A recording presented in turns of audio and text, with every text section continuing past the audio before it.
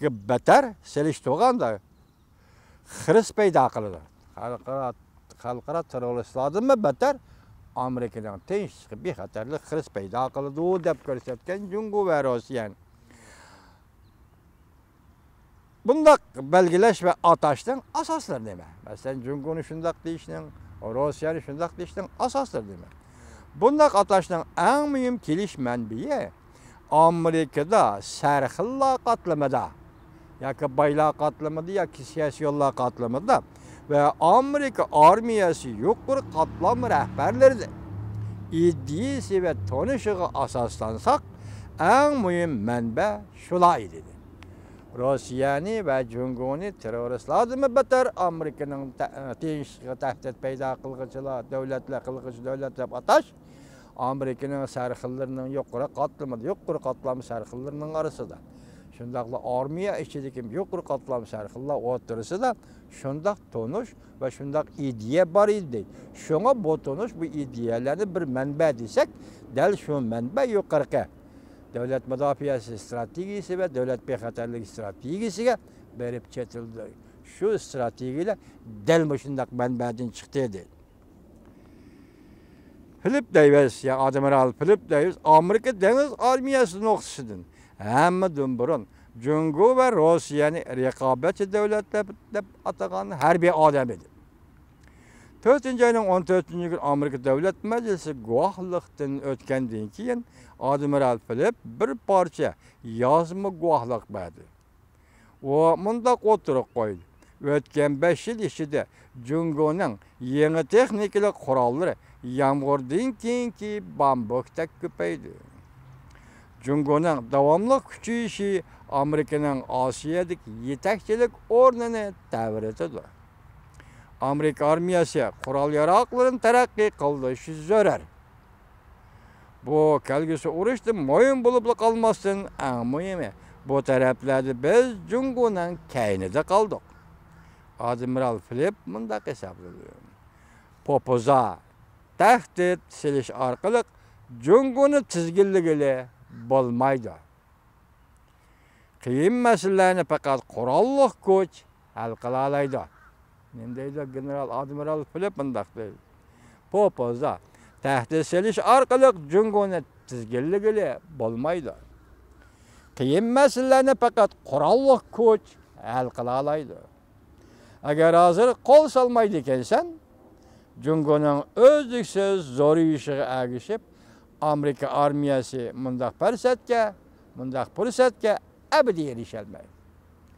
Ma bir abzasın yani bir oxbirey hürmetlik vatandaşım Admiral Philip nima deydi hazır tez yokan pilota komandan bulup tayinlendi yeniden. Admiral Philip mundaq deydi. Popoza tehdit seliş arkalık Cungu'nu tizgilleşke bulmaydı. Tizgilligili bulmaydı. Kıyım meselelerini fakat kurallık koç hal kılalaydı. Eğer hazır kol salmaydı ekensen, Cungu'nun özlüksüz zor işi erişip, Amerika armiyası mundaq fırsatga ebedi erişelmeydi.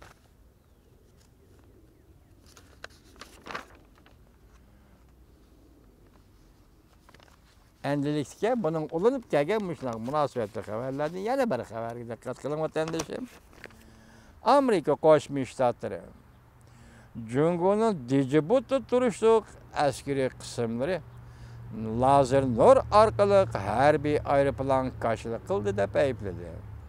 Mavzulu haber 5. ayının 7. gün New York Vakt Gizli'nin Xitay Til programı ilan kılındı. Haber mundaq başlandı. Beycan, Amerika bilen Cungu del iki yol liniyası aldınqı septe tirkişivatıdı. Haber New York Vakt Gizli'nin Xitay Til torbiyesi ilan kılındı. Beycan, Amerika bilen Cungu del iki liniyada aldınqı septe tirkişivatıdı. Birinci liniya Washington, Cungu Afrika'daki Djibouti harbiy bazasında Amerika'nın harbiy aeroplan uçuşçuga karşılık payda kıldığı da ayıpladı.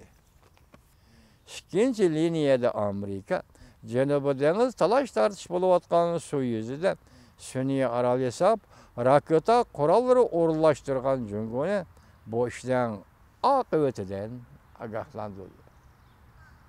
Amerika. Haftanın 4. günü 5 burcaklık binanın bayanatçısı Dana W. White mundaq ko'rsatdi. Bir necha haftadan beri Jungo'nun Djibouti harbiy bazı turishliq harbiy odamlar davomli kuchlik lazer nur bilan o'xshashlar Djiboutida turayotgan Amerika aeroplan uchiqchilarini nishonga oldi. Lazer nur bilan nishonga oldi. Djibouti Qizil dengizda Adan qo'ltiqiga yaqin chegaradashdi. Bayonatchi Loyning qancha qatim yuz berganligini eg'izga olmadi. Bayonatchi Loyning qancha qatim bu voqeaning ya'ni lazer nur bilan hujum qilish degandek bu voqeaning qancha qatim yuz berganligini eg'izga olmadi. Lekin lazer nuri ikki safar Amerika uchiqchining ko'zini yine zaxmlandirdi. Bu ayıplash o'tirg'i chiqish bilan bir chaqda ikki davlat o'rtasida ixtiloflar kun sayin zo'raymoqda. Bo'lib savdo iqtisod masalasida Djibouti voqeasi Washingtonni andishiga soldi. Jungo hozir dal Afrika Pilchi qirg'oqidan Tinch okeanda keng rayonlarga kengaymoqda. Jungo hozir Afrikadagi Pilchi qirg'oqidan Tinch okeanda keng rayonlar kengaymoqda. Harbiy ishlarda ishonch kun sayin oshmoqda. Mushu masala ko'ngil bildirganligi to'g'risi Beijingga uqtirish qildik.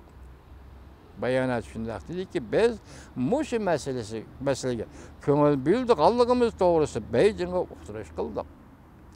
Haftaning 4-kun Oqsaroy axborot ishxonasi bayonotchi Sanders Jungo'ning Janubiy dengizga raketa o'rnashtirganligi, Amerikaning Qizil chiziqdan o'tib ketganligimi degan savolga javob berganda, bu ish qisqa muddatlik ve uzun müddetlik oqibat paydo qildi deb ko'rsatdi.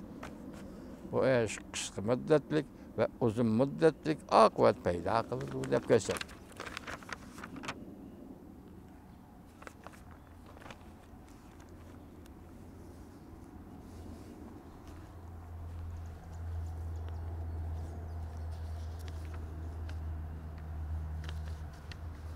Enlikka xabarlarning boshida aytib hozirgi vaziyat o'rta sharq bilan Iroq sharq o'rtasida bo'lib o'tadi vaziyat dedik. Endi shuning munosabatli xabar mana.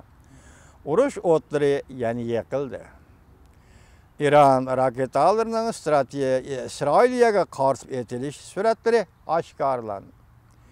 Mavzuli xabar 5-oyning 19-kuni erkinlik vaqt gezi e'lon qilindi. Xabar bunday boshlandi.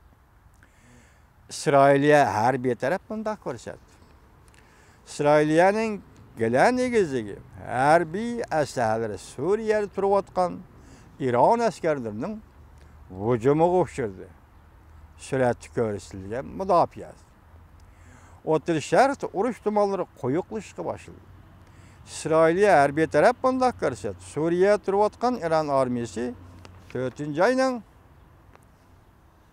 Armiyasi haftaning 4-kuni saharda Golan egizligi İsrailiya harbiy asalari 20 dona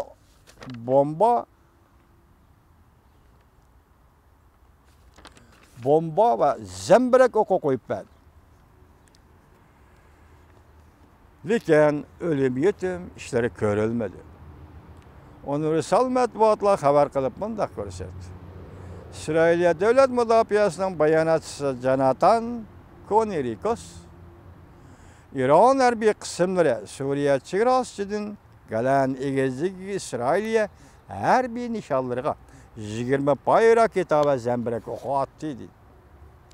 Bunun ichida bir necha pay raketani İsrailiyaning raketadan mudofaa qilish sistemalari to'sib oldi. İsrailiya javob qaytaramdi deb savol qo'yganda Konerikos mundaq ko'rsatdi. İsrailiya allaqachon javob qaytardi dedi, lekin tafsili tushuntirmadi. Bu qatam İranning İsroilga hujum qilganligi isbotlandi. Ya'ni kelib İran askeri qismlarining Golan egizligidagi İsroiliya harbiy nishonlariga tunji qatam bevosita raketa qo'yib berganligi bo'lib hisoblanadi. Ana mal so'ziga diqqat qiling vatandoshim, İran bilan Suriya o'rtasida burun hech qachon bir voqea yuz bermagan deyli harbiy ishlarga oid. Bu qatim İran raketa ham zambirak o'qi bilan Golan egizligidagi İsroiliyaning harbiy nishoni hujum qildi. Bu yerda nima deydi? Bu tunji qatim. Tunji qatim. Shuningdan qaraganda demak İsroiliya bilan İranning munosabatida biroz jiddiylik yuz berdigandek ko'rinyapti, hurmatli vatandoshim. Şunun münasebeti kaldı men baştaki dedim, başta vaziyet doğrusu to'xtalganda 5-ayning 9-kuni YouTube'da bir parça tor televiziya filmi e'lon qilindi. Bu filmning beshig'ida nima dedi? Gangang dedi. Helela degan gap, Xitoycha gangang degan gap, helela yuz bergan ish demakchi. Jungoning sirliq harbiy quroli, sirliq bir harbiy quroli İran'da paydo bo'ldi. Demek Golan egizligiga İran tunji qatim hujum qildi. İsroiliya davlat mudofaasi bilan parlamenti davlat mudofaasi bilan İsroiliyaning vaziriga jiddiy paytda urush e'lon qilish huquq berdi. Yesh, mana bu yerdan boshlanadi nima? Bu yerdan ish chiqamdi nima? Boshlanadi emas, ish chiqamdi nima deb savol qo'yish to'g'ri keldi. Yani bir haber. Biz baştan sözlep iş qatim suhbatda so'zlashdik. Enlik bugun kuni kelganda endi bu zo'r tema, buna davomli diqqat qiladigan tema deyishim, nima desanglar, Amerika Qo'shma Shtatlaridan Jungo o'tirish o'tkazilayotgan savdo suhbati. Dastlabda Jungo o'tkazimiz dedi, Amerika rad qildi. Keyin endi Jungo o'tkazimiz dedi, prezident o'z og'zi bilan dedi, Jungoning talabi bo'yicha biz savdo qatnash